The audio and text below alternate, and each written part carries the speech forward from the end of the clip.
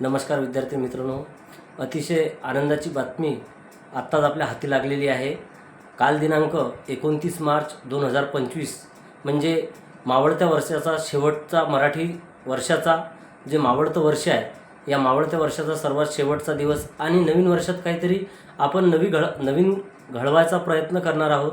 या अनुषंगाने काल रात्री सर्व महाराष्ट्र राज्यातील 36 जिल्ह्यातील जे महाराष्ट्र युवा प्रशिक्षणार्थी संघटना आहे, या संघटनाच्या वतीने 36 जिल्हा प्रमुखांची एक ऑनलाईन गुगल मीटिंगच्या माध्यमातून एक बैठक आयोजित केली होती। सहविचार सभा असं या मीटिंगचं नाव ठेवण्यात आलं होतं आणि या मीटिंगमध्ये काय काय घडले आहे याबद्दल मी सर्वप्रथम आपल्याला माहिती देण्याचा प्रयत्न करत आहोत। आपण जर चॅनलवर नवीन असाल तर महाराष्ट्रातल्या युवा प्रशिक्षणार्थीचा जो लढा आहे, या लढ्याबद्दल जे काही पुढे होणारी अपडेट आहे, आता हल्ली घडलेली अपडेट आहे, या सर्व माहितीसाठी आपण यूट्यूब चॅनलला सबस्क्राईब करून या माहितीचं आपल्याला आपल्याला माहिती भेटण्याचं एक साधन आपल्याकडे उपलब्ध होणार आहे। तर मित्र, कालची जी मीटिंग झाली त्या संदर्भात मी तुम्हाला एक माझ्याकडे मेसेज प्राप्त झाला आहे। तो मेसेज आपल्यासमोर मी वाचून दाखवतो की महाराष्ट्र राज्य कार्यकारिणी आढावा सहविचार सभा संपन्न झालेली आहे। काल दिनांक 29 मार्च 2025 रोजी रात्री ठीक 9:30 वाजता गुगल मीट या ॲपच्या माध्यमातून प्रभारी राज्य कार्यकारिणी ॲक्टिव्ह मेंबर्स, जे ॲक्टिव्ह मेंबर्स आहेत त्यांनीच हे बैठक आयोजित केलेली होती। यांच्या अध्यक्षतेखाली सर्व जिल्हा अध्यक्ष यांची ऑनलाईन स्वरूपातील सहविचार सभा संपन्न झाली। सदर मीटिंगला विविध जिल्हा अध्यक्षांसोबत बरेचसे जण सुद्धा उपस्थित होते। यामध्ये वाशिम जिल्ह्याचे जे अध्यक्ष आहेत हे सुद्धा उपस्थित होते। पूर्ण वेळ हे सर्व सदस्य या मीटिंगमध्ये हजर होते। सहविचार सभेतील महत्त्वाचे विषय, ज्या विषयावर मुद्द्यांवर चर्चा करण्यात आली ते विषय आपल्यासोबत जिल्ह्यासोबत तालुका अध्यक्षाकरिता सुद्धा महत्त्वाचे आहेत आणि तुमच्यासाठी सुद्धा महत्त्वाचे आहेत। यामध्ये चर्चेचे विषय होते की केंद्रस्तरीय, तालुकास्तरीय, जिल्हास्तरीय, विभागस्तरीय आणि राज्यस्तरीय संघटन मजबूत करणे हा सर्वात महत्त्वाचा मुद्दा यांनी घेतलेला आहे या मीटिंगमध्ये। वरील संघटन किमान 4 दिवसात स्थापित करण्यात यावे असा यांनी ठराव घेतलेला आहे। प्रत्येक तालुका अध्यक्ष यांच्याकडे निवडी संदर्भातला तालुकास्तरीय लेखी ठराव असणं गरजेचं आहे। त्या ठराव रजिस्टरवर किमान 10 जणांच्या सह्या असाव्यात, म्हणजे ही निवड सर्वानुमते झालेली आहे असा यावर शिक्कामोर्तब होणार आहे। त्या ठरावाच्या रजिस्टरवर किमान 10 जणांच्या सह्या असणं आवश्यक आहे। तालुका अध्यक्षाकडे असा ठराव नसल्यास, कदाचित कोणाचं संघटन नसेल तर त्यांनी तो 2 दिवसात तसा ठराव पारित करून घ्यावा अशी या मेसेजद्वारे आणि या मीटिंगद्वारे एक सूचना करण्यात आलेल्या आहेत। सर्व आस्थापना मिळून एकच तालुका अध्यक्ष असावा, म्हणजे शिक्षण विभाग असेल, आरोग्य विभाग असेल, काही पंचायत विभाग असतील, तालुकास्तरीयच्या नगर परिषद असतील, नगरपंचायती असतील, जिल्हा पातळीवर महानगरपालिका असतील, या सर्व स्तरावर जे प्रशिक्षणार्थी आहेत यांचा एकच तालुका अध्यक्ष नेमण्यात यावा।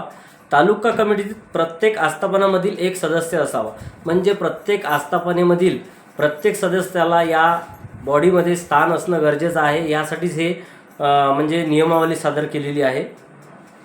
एखाद्या तालुक्यात अध्यक्ष निवडीबाबत वाद जर असला, काही मतभेद असतात, संघटनामधले जर मतभेद होतातच, मतभेद जर असतील तर विभाग प्रमुख किंवा जिल्हा अध्यक्ष यांच्या मार्गदर्शनाखाली चर्चात्मक स्वरूपात योग्य तो निर्णय घेऊन तालुका अध्यक्षाची निवड करण्यात यावी अशा विनंतीवजा सूचना करण्यात आलेल्या आहेत आणि हा वादसुद्धा मिटून घ्यावा अशा सुद्धा आवाहन करण्यात आलेलं आहे।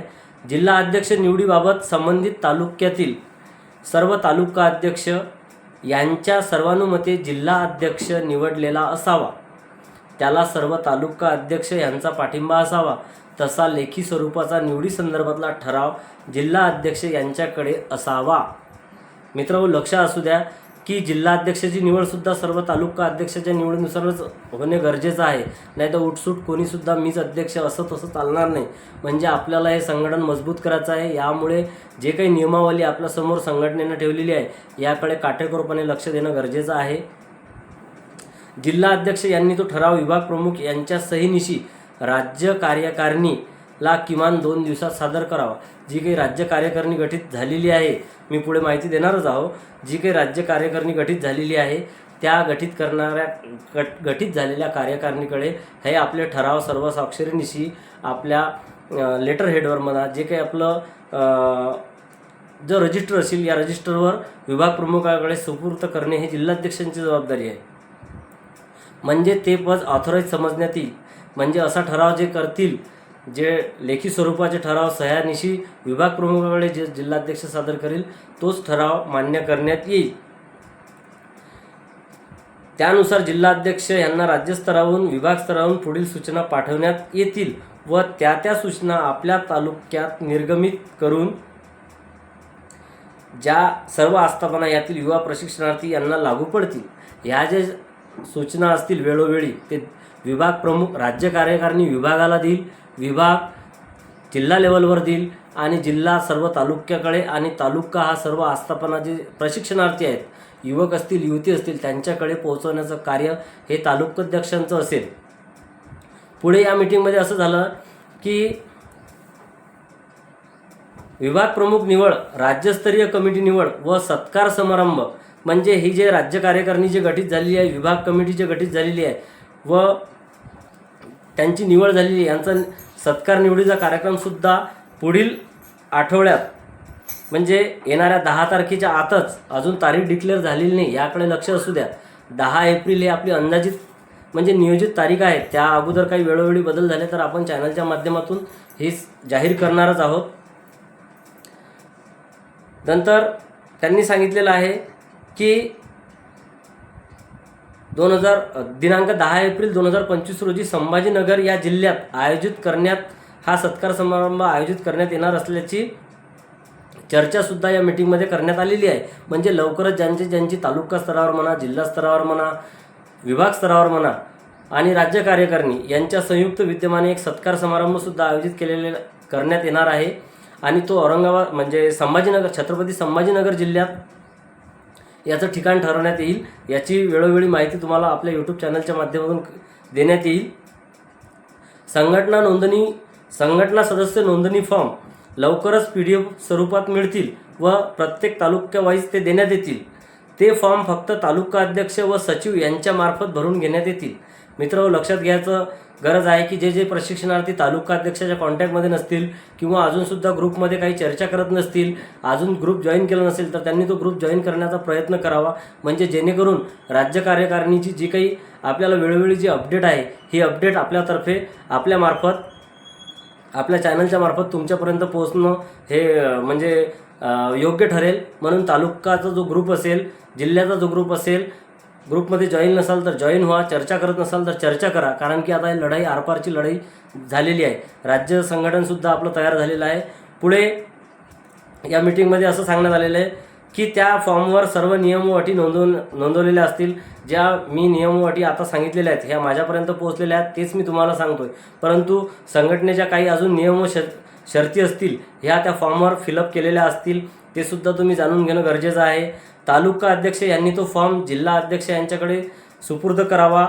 राज्यस्तरीय मीटिंग जे होईल त्याच्यापूर्वी तालुका अध्यक्षांनी जिल्हाध्यक्षांकडे आणि जिल्हाध्यक्ष विभागाकडे हे सुपूर्द करण्यात येतील. म्हणजे जेणेकरून आपली जे राज्यव्यापी संघटना आहे या संघटनेला आपलं कामकाज करण्यासाठी थोडं सोयीस्कर होईल. संपूर्ण संघटन मजबूतीकरण झाल्यानंतर युवा प्रशिक्षणार्थी यांचा बुलंद आवाज झलकणार आहे. म्हणजे मित्रहो, ग्राम पातळीपासून तर राज्य पातळीवर हे जे आपलं संघटन तयार होणार आहे झालेलं आहेच, परंतु फक्त आता एक औपचारिक घोषणा बाकी आहे. हे घोषणासुद्धा लवकरच होणार आहे आणि त्याचा निवड प्रक्रियेची जे सत्कार समारंभाची क्रिया आहे हे सुद्धा 10 तारखेपर्यंत 10 एप्रिल 2025पर्यंत छत्रपती संभाजीनगर या जिल्ह्यातील कुठलं तरी एक नियोजित स्थळ असणार आहे, तिथंसुद्धा हा सोहळा पार पडणार आहे. संपूर्ण प्रक्रियेची अंतिम दिनांक 10 एप्रिल 2025 ही ठरवलेली आहे. म्हणजे 10 एप्रिलपर्यंत आपलं सर्व हे तालुका अध्यक्षांनी असो, जिल्हाध्यक्षांनी असो आणि विभाग पातळीवर जे विभाग प्रमुख असतील यांचं जे जबाबदारी सोपवलेली आहे यांनी दिनांक 29. आणखी एक महत्त्वाची गोष्ट मित्र, की आपल्या राज्य कार्यकारिणी जी महाराष्ट्र राज्य युवा प्रशिक्षणार्थींची संघटना आहे, म्हणजे प्रशिक्षणार्थींनी प्रशिक्षणार्थ्यांसाठी लढवलेली एक चळवळ म्हणजेच महाराष्ट्र राज्य युवा प्रशिक्षणार्थी संघटन, या संघटनेचे राज्य प्रभारी म्हणून निलेश वसावे सर आपलेच प्रशिक्षणार्थी आहेत. त्यांचं यूट्यूब चॅनलसुद्धा आहे निलेश वसावे ऑफिशियल म्हणून. तर निलेश वसावे सर यांची या राज्य कार्यकारिणीमध्ये अध्यक्ष म्हणून निवड झालेली आहे. त्यांनासुद्धा तुम्ही संपर्क करू शकता. आणखी काही अपडेट माहितीसाठी त्यांचा कॉन्टॅक्ट नंबर खाली दिलेला आहे, त्या नंबरवरती तुम्ही संपर्क करून त्यांना पुढील माहिती विचारू शकता. आपण एवढी माहिती स्वतः ऐका व इतरांनासुद्धा सांगा. एवढंच बोलून मी या व्हिडिओच्या माध्यमातून आपली रजा घेतो. धन्यवाद.